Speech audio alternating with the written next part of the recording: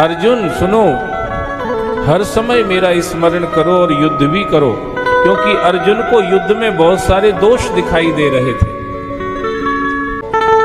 अर्जुन को परिजनों को कैसे मारेंगे? सामने जो खड़े हुए हैं वो भी सब घर परिवार के लोग हैं, वो भी सब नाते रिश्तेदार लोग हैं, वो भी सब पहचान के लोग हैं। इनको कैसे मारेंगे? हे केशव, इस तरह का विचार आने पर ही मेरा शरीर कांप रहा है। ये देखो,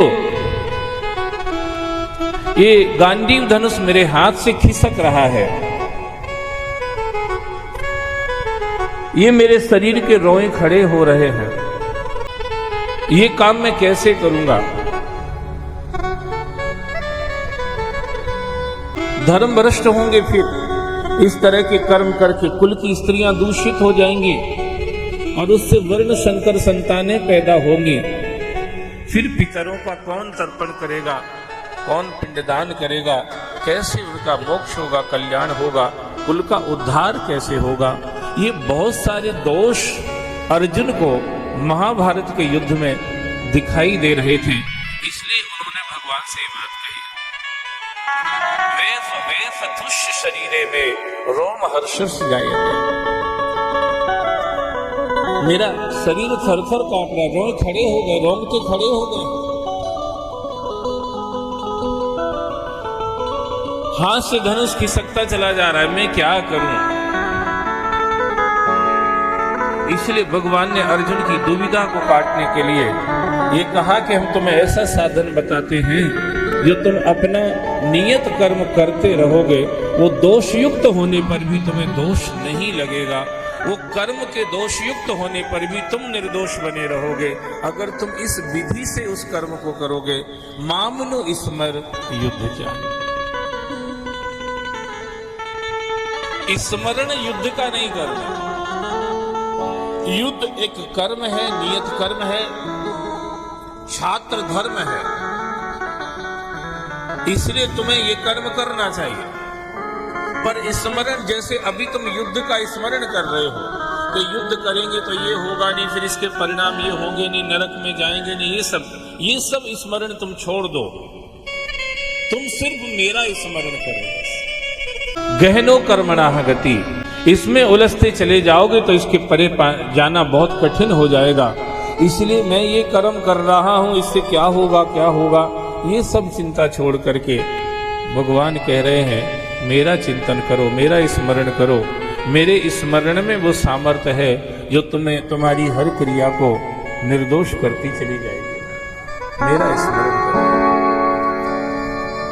मुझे भजो। सर्वेषु कालेषु, इसलिए भगवान का मतलब यह है कि तुम्हारे लिए कर्म और कर्म के परिणाम का स्मरण करना उतना महत्वपूर्ण नहीं है जितना महत्वपूर्ण मेरा स्मरण है।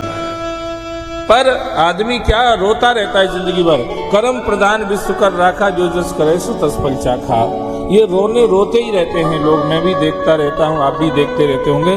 पर भगवान ये कह रहे हैं नहीं, इसका ज्यादा स्मरण न करो, ज्यादा स्मरण मेरा करो। भगवान का तात्पर्य ऐसा लगता है, भगवान ये चाहते तुम कर्म का चिंतन ज्यादा मत करो, कर्म करो बस। कर्म तुम्हें इसलिए करना पड़ेगा क्योंकि प्रकृति ही क्रियमाणानि गुणै कर्माणि शर्मसाः। ये तुम्हारा जो शरीर है ये प्राकृत है। बोलो शंकर भगवान की, ये प्राकृत शरीर है, 3 लेयर का ये शरीर है। जैसे पानी की टंकी होती है ना, 3 लेयर की,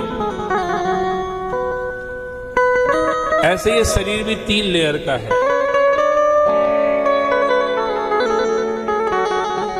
स्थूल शरीर, सूक्ष्म शरीर और कारण शरीर, 3 लेयर का है। ये पानी की टंकी जो अपन अभी ले आए, ये भी 3 लेयर की है। और ये अपना शरीर जो है ये भी 3 लेयर का है, 3 परतें हैं इसमें, स्थूल सूक्ष्म कारण। जब तक ये शरीर है तब तक कर्म होंगे। क्या होंगे? तब तक कर्म होंगे ही, शरीर है तो। कर्म कुछ काम नहीं होगा तो आदमी बैठा बैठा सिर ही खुजलाएगा, पर करेगा तो सही कुछ न कुछ करना तो पड़ेगा, बिना किए रह नहीं सकते आप।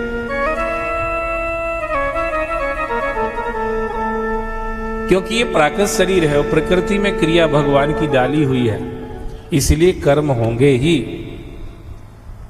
भगवान तो यहां तक कहते हैं कर्मणः जायते जंतो कर्मणैव विलीयते, सुखम दुखम भयम क्षेमम कर्मणा कर्मणैवाभिपद्यते। कर्म की रस्सी से बंधा हुआ है जीव, कर्म के हिसाब से इसके जन्म मरण होते रहते हैं, कर्म के हिसाब से इसको सुख दुख मिलते रहते हैं, कर्म के हिसाब से इसका कुशल क्षेम चलता है। बोलो शंकर भगवान की। कर्म की गहनो कर्मणः गति, बड़ी गंभीर है कर्म की गति, सब कुछ कर्म के अनुसार ही चलता है, यहाँ तक भगवान कहते हैं। पर जब भगवान ये कह रहे हैं कि कर्म का चिंतन न करके मेरा चिंतन करो, तो उसका परिणाम फिर बदल जाएगा। परिणाम ये होगा, कर्म पे कृपा भारी है, जब तुम भगवत चिंतन करोगे तो तुम भगवान के कृपा भाजन बन जाओगे। फिर तुम्हारे जीवन का निर्णय कर्म के आधार पर न होके उसकी कृपा के आधार पर होगा। और जब निर्णय कृपा के आधार पर होता है तो रावण जैसा पापी भी पूरे परिवार को लेकर बैकुंठ में चला जाता है, और बड़े बड़े योगी भी कर्म पर भरोसा करने वाले गुफाओं में सांस खींचते रहते हैं। बोलो शंकर भगवान की जय। बड़े बड़े योगी, बड़े बड़े ज्ञानी ध्यानी यति त्यागी तपस्वी वैरागी ये गुफाओं में सांस खींचते रहते हैं, डर लगा रहता है, आगे नहीं बढ़ पाते बेचारे। न मे विदुः सुरगणः प्रभुवं न महर्षयः, अहम आदिर देवानाम महर्षिणाम च सर्वशः। भगवान कहते देवताओं की ऋषि मुनियों की दाल भी मेरे यहाँ नहीं गलती है, मेरे यहाँ सिर्फ एक की दाल गलती है।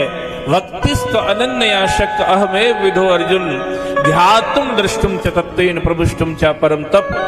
जो मेरा भक्त हो जाता है, जो मेरा प्रेमी होता है, जो मेरा अनुयायी होता है, जो मेरा शरणागत होता है, भगवान कहते हैं उसी की दाल यहाँ गलती है। और उसके लिए हमारे नियम कायदे कानून सब डिफरेंस हो जाते हैं, अलग हो जाते हैं।